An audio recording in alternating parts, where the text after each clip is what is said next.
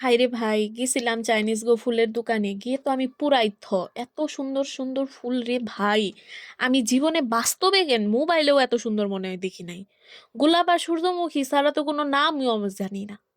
সুন্দর যে মাথা পুরা ঘুরাইতেছিল।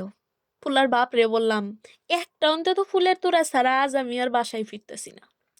সে শুধু আমার দিকে একবার তাকাইলো, পরে কইলাম অন্তত একটা গোলাপ কিনা দাও।